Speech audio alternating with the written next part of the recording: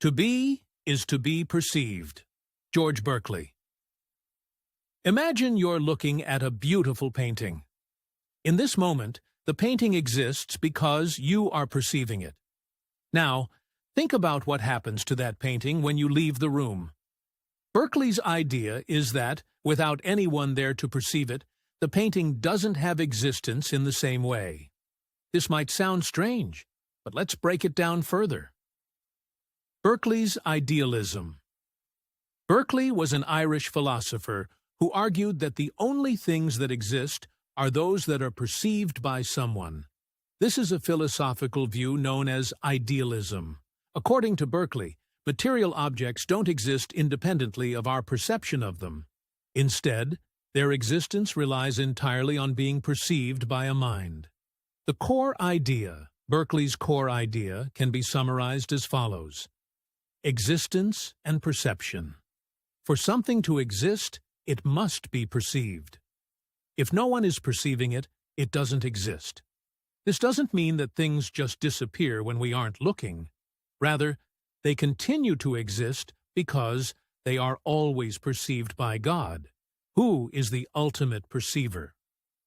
Reality of perceptions. Berkeley believed that our perceptions are the reality.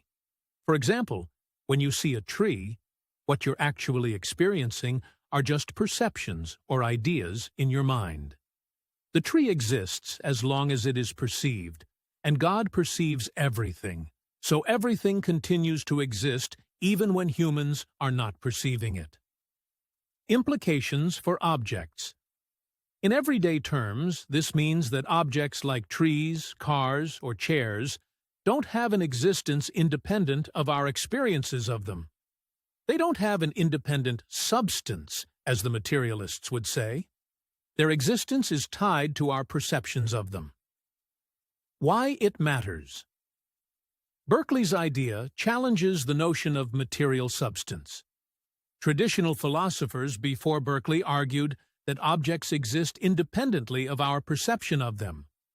Berkeley's view shifts this perspective by suggesting that the very existence of objects is tied to the act of perception itself. So, in Berkeley's view, the physical world we experience doesn't exist independently, but is a series of perceptions sustained by the divine perception of God.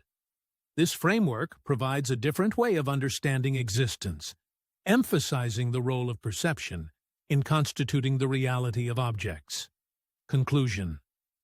In essence, when Berkeley says, "to be is to be perceived," he's emphasizing that for anything to have existence, it must be perceived by a mind. This perspective radically shifts the understanding of reality from something that exists independently of us to something that exists through the act of being perceived.